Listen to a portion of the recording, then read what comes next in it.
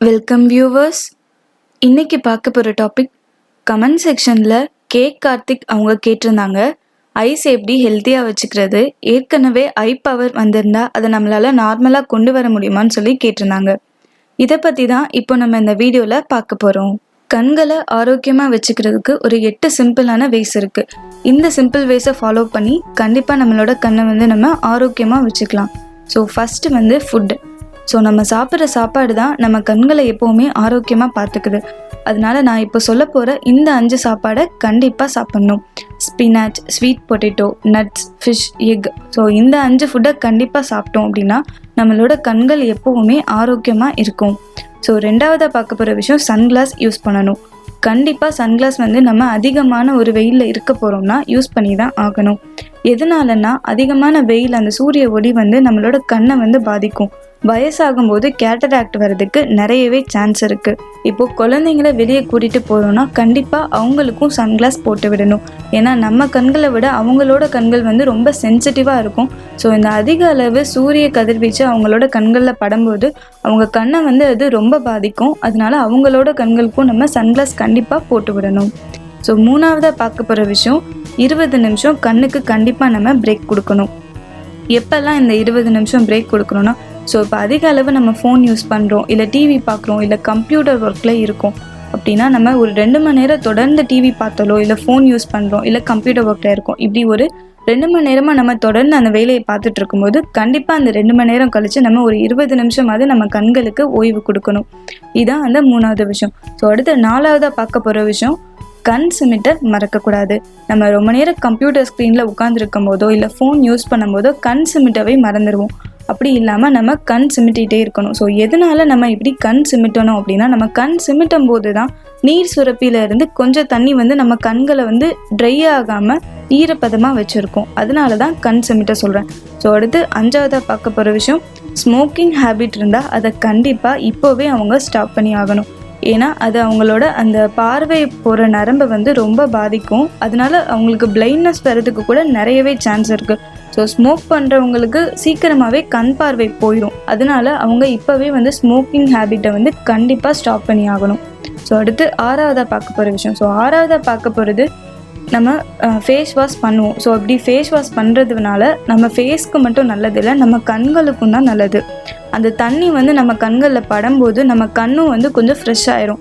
So அதனால தான் ஒரு நாளைக்கு 2 தடவையாவது கண்டிப்பாக நம்ம ஃபேஸ் வாஷ் பண்ணணும். ஸோ 7ஆவதாக பார்க்க போகிற விஷயம் என்னென்னா, எப்போவுமே தூரமான ஒரு ஆப்ஜெக்டே நம்ம ஃபோக்கஸ் பண்ணணும்.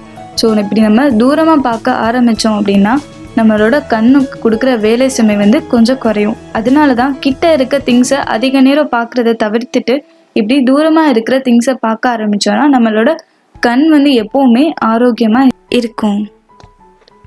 ஸோ 8ஆவதாக பார்க்க போகிற விஷயம் என்னென்னா, கண்களுக்கு கொஞ்சம் நம்ம எக்ஸசைஸ் கொடுக்கணும். ஸோ கண்களுக்கு எப்படி நம்ம எக்ஸசைஸ் கொடுக்கறது அப்படின்னு இப்போ ஒரு 4 விதமாக பார்க்கலாம். ஸோ நம்ம கண்களில் ஒரு 6 மசில் இருக்குது. இந்த 6 மசில் நம்ம கையில் இருக்க பைசெப்ஸ் மசில் மாதிரி தான் ரொம்ப ஸ்ட்ராங்காக இருக்கும். ஸோ இப்போ இந்த மசிலை நம்ம எக்ஸசைஸ் கொடுக்க போகிறோம். எப்படின்னு பார்க்கலாம். ஃபஸ்ட்டு நம்மளோட 2 உள்ளங்கையுமே நல்லா சூடு வர மாதிரி நம்ம அதை கொஞ்சம் நேரம் தேய்ச்சதுக்கு அப்புறமா அதை கண் பகுதி மேலே நம்ம வச்சுக்கணும்.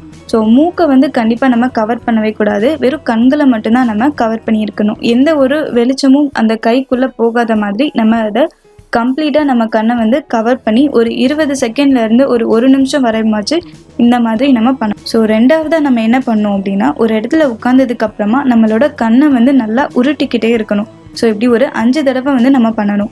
இப்படி 5 தடவை பண்ணோம் அப்படின்னா நம்மளோட கண்ணில் இருக்க அந்த மசில் அசைகிறது நம்மளால் உணர முடியும். சரி, அடுத்து 3ஆவதாக எப்படி எக்ஸசைஸ் பண்ணுறதுனா, ஒரு பென்சில் எடுத்துக்கலாம், இல்லாட்டி நம்ம கை விரலே போதுமானது. இதை நம்மளோட ஃபேஸ் முன்னாடி ஃபஸ்ட்டு வச்சுக்கணும். ஸோ வச்சுட்டு அதை கொஞ்சம் கொஞ்சமாக நம்மளோட ஃபேஸ் கிட்ட கொண்டு வரணும். எப்போ உங்களால் ஃபுல்லாக பார்க்க முடியலையோ அப்போ அந்த கையை மறுபடியும் நம்மளோட அந்த ஒரிஜினல் பொசிஷனுக்கு கொண்டு போயிடணும். இதே மாதிரி ஒரு 10லேருந்து 15 தடவை வரை நம்ம பண்ணலாம். ஸோ 4ஆவதாக எப்படி எக்ஸசைஸ் பண்ணுறது அப்படின்னா, 100 அடி தூரம் இல்லை 150 அடி தூரமாக இருக்கிற ஒரு விஷயத்த நம்ம பார்க்குறோம். அதை ஒரு 20 செகண்ட் நம்ம அப்படியே பார்த்துட்டே இருக்கணும். இப்படி பண்ணும்போது இந்த எக்ஸசைஸ் எல்லாமே நம்ம பண்ணும்போது கண்டிப்பாக நம்மளோட கண் மட்டும்தான் அசையணும். நம்மளோட கழுத்து பகுதி, தலைப்பகுதி, உடம்பு எதுவுமே அசையக்கூடாது. கண் மட்டும்தான் அசைவிருக்கணும். ஸோ இன்னொரு விஷயம் கேட்டிருந்தாங்க, ஒரு தடவை ஐ பவர் வந்துட்டா அதை மறுபடியும் நம்மளால் நார்மலாக கொண்டு வர முடியுமான்னு. இதுக்கு பாசிபிலிட்டிஸ் ரொம்ப ரொம்ப கம்மி. எதனால் அப்படின்னா, இப்போ பவர் ரொம்ப கம்மியாக இருக்குது, ஸோ எனக்கு -0.5 தான் இருக்குது அப்படின்னு சொல்கிறவங்களுக்கு கண்டிப்பாக அந்த பவர் குறையிறதுக்கு நிறைய சான்ஸ் இருக்குது.